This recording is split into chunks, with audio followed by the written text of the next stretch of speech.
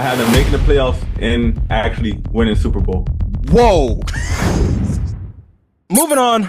Las Vegas Raiders, another tale of two seasons type team. It started with former offensive coordinator for my favorite team, the New England Patriots, Josh McDaniels, in a situation that anyone could have told you was going to go poorly, but the Raiders decided to see it through anyways. The season started, they were 3-5, it was team mutiny, and allegedly, this is according to Jay Glazer, Josh McDaniel called a team meeting. It started going off the rails.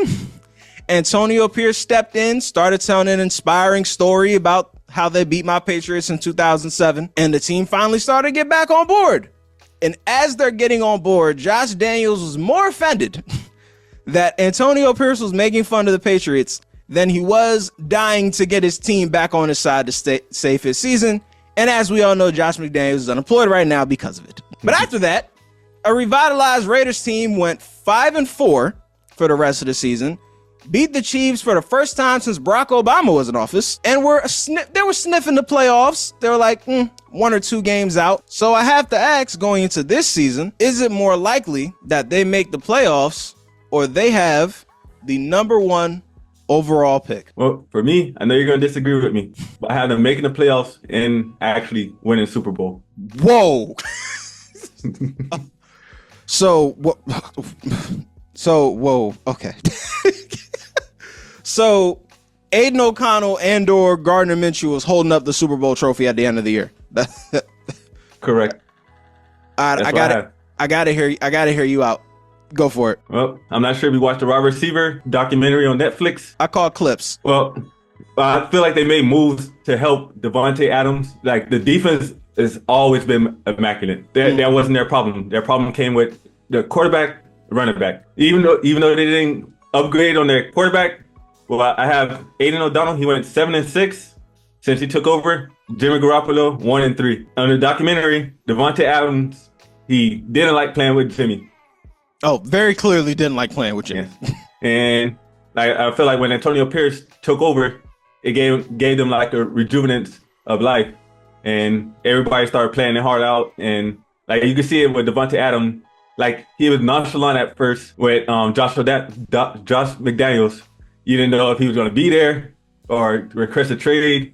When Antonio Pierce came on, he was all for it. He was like, "This is my team, taking it back. Let's go for it." And that's going to carry them to a Super Bowl. Well, the defense, like I said, has been immaculate. You forget they got a guy over there named Maxx Crosby. Love that guy.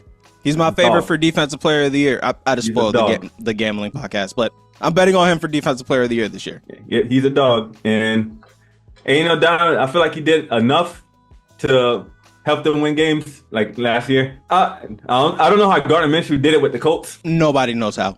We're all still trying to figure it out. Yeah, but I feel like they got more people to help Devontae, like Gallup from the Dallas Cowboys, and they picked up a great tight end in Brock Bowers. So I like Brock coming out a lot. Was that a need pick for the Raiders? Not necessarily. But considering there were, 6 quarterbacks taken before them, and as much as Saints fans like Spencer Rattler now, there's no way in hell they were drafting Spencer Rattler at that spot. Hey, you take the best player available. That was Brock Bowers.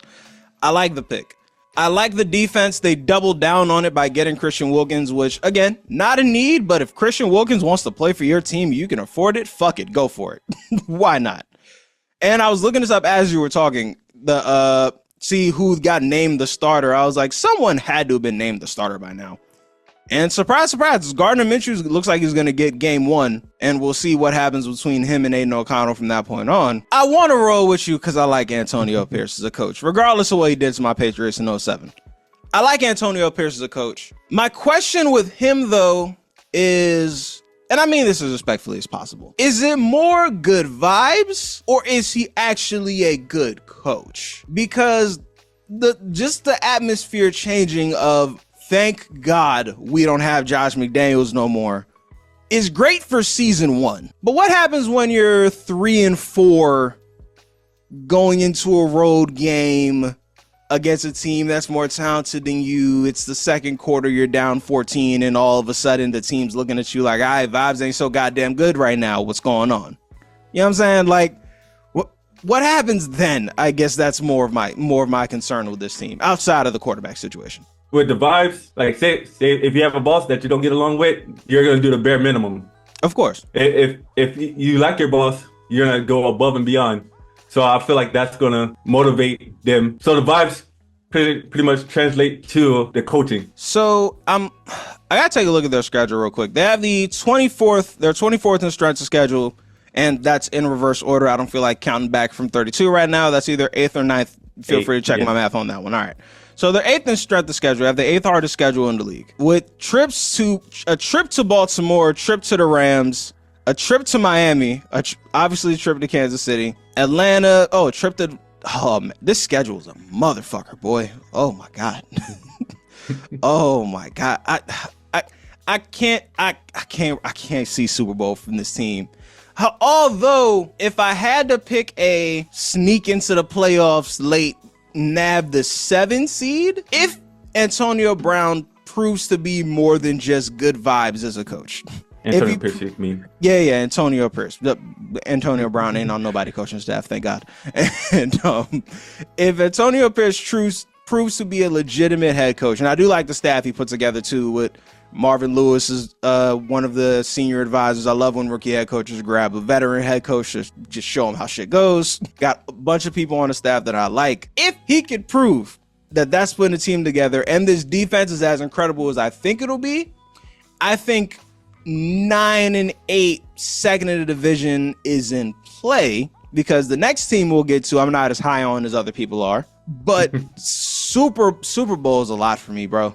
That's a lot. That's a lot. That's a lot. Winning this division is too rich for my blood. It's too rich. Just way too rich for my blood. Closing out the Raiders, it is Monday, February 10th, 2025. The headline on the Las Vegas Raiders season is what? Well, for me, I'm still high on Antonio Pierce. So I got Antonio Pierce taking us to the promised land next year. All right. I was going to say progress with Pierce. Just keep it simple. Nice little alliteration. Nice little keep it going nice and simple. If you want to follow Anton's pick for the Super Bowl, the Raiders Super Bowl odds right now are plus 10,000. Hey, that's quite a lucrative bet if you want to pull that off.